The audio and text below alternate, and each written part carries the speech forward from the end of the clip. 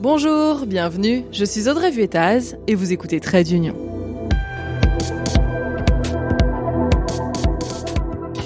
Vous trouvez que l'Union européenne, c'est trop compliqué? Ce podcast est fait pour vous.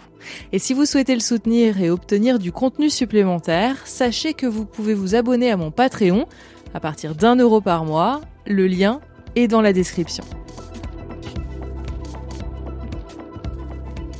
Il y a 2 épisodes, je vous ai un peu laissé en suspens. La validation de la nouvelle Commission européenne par le Parlement européen était bloquée en raison de querelles politiques.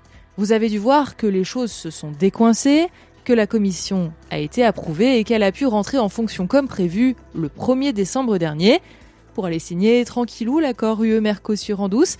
Mais non, ça c'est une autre histoire dont je vous reparlerai dans un autre épisode.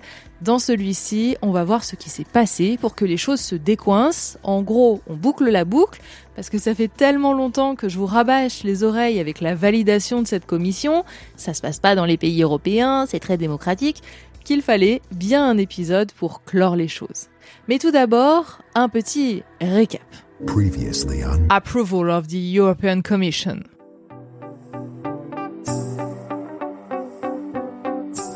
Pour entrer en fonction, la Commission doit être approuvée par le Parlement européen avec plusieurs votes. Le premier, c'est pour approuver sa tête, en l'occurrence Ursula von der Leyen, ça s'est passé en juillet dernier, banco, elle a été approuvée.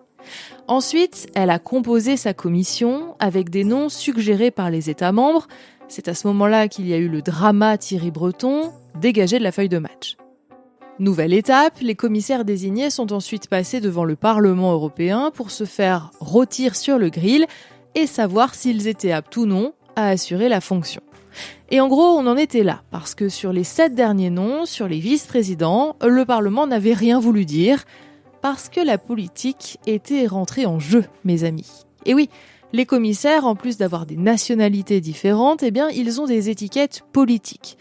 Le PPE, la droite européenne, alliée de circonstance avec les conservateurs réformistes, l'extrême droite, aurait bien voulu dégager Teresa Ribera, la social-démocrate. Quant aux sociodémocrates, justement, ils voulaient la tête de Raffaele Fitto, le candidat d'extrême droite poussé par Giorgia Meloni, et le groupe des conservateurs réformistes, encore eux. En gros, on avait une prise d'otage généralisée. En mode, si tu dégommes mon candidat, je dégomme le tien.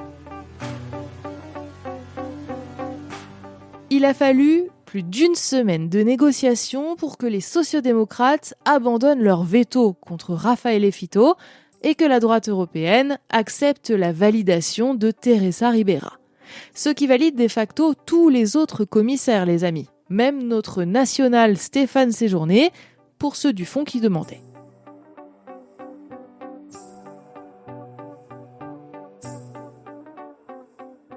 Le PPE et les sociodémocrates sont même allés plus loin en signant avec Renew, les libéraux, une déclaration de coopération de la plateforme.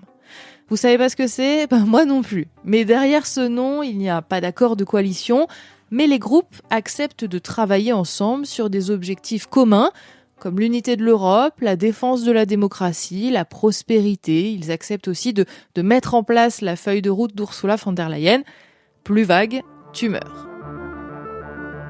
Une fois ce psychodrame terminé, il a fallu procéder au vote final. On avait approuvé la tête de la commission, Ursula von der Leyen. Il a ensuite fallu approuver tout le collège des commissaires, en gros, tout le gouvernement. Et là, les amis, je peux vous dire que c'est pas passé très large. 54% des voix pour cette nouvelle commission, la plus mal élue depuis 1992. Bien, mais pas ouf, comme on dit dans le jargon. Pourquoi ? Parce qu'il y a eu des défections au sein même des partis qui avaient topé. Par exemple, les LR français qui appartiennent au PPE, qui lui soutenaient la commission, ces LR français, ils n'ont pas voté. Tout comme les socialistes français qui appartiennent aux sociodémocrates, eux aussi, ils n'ont pas voté pour Ursula von der Leyen. Alors là, je vous fais un focus franco-français pour que vous compreniez, mais il y a eu d'autres nationalités qui n'ont pas voté pour cette commission, chacun pour des raisons différentes. Ça, Ursula von der Leyen, elle l'avait senti venir, elle l'avait anticipé, et dans son discours, elle a essayé de récolter des dernières voix, de grappiller un petit peu des voix en plus, parce qu'elle savait qu'au sein même de sa majorité, il y a des voix qui allaient manquer. Donc elle a essayé de faire un discours où elle donnait à la fois des gages aux Verts.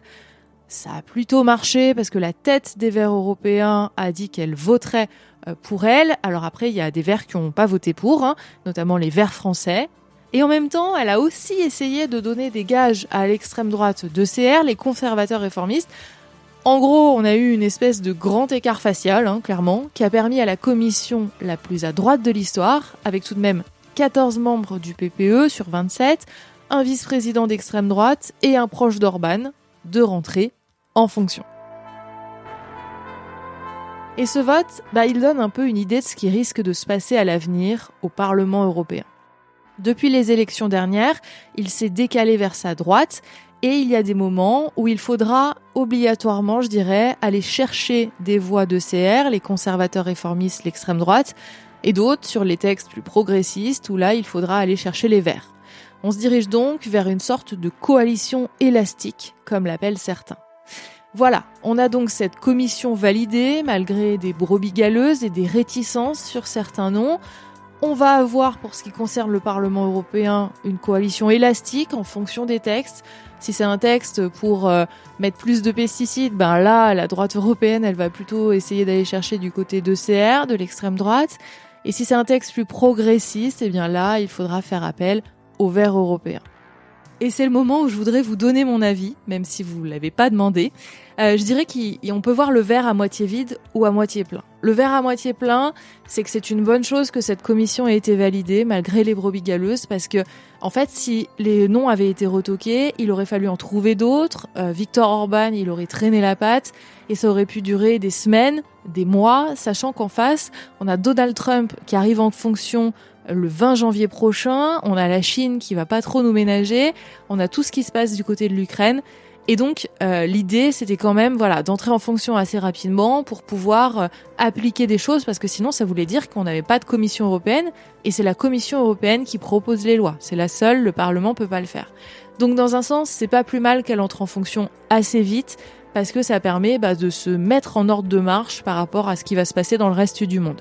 Si on voit le verre à moitié vide, le Parlement européen, il n'a pas donné la meilleure image de sa vie. En gros, il y a eu des dissensions, alors que c'était son moment. C'est le moment où il peut un peu faire pression sur la Commission en disant tu essayes de faire passer, même si moi j'ai pas le droit de proposer des textes, je voudrais que tu fasses passer des textes dans ce sens-là. Enfin voilà, c'est un peu le moment où il peut montrer les muscles face à la Commission européenne. Ça s'est pas du tout passé.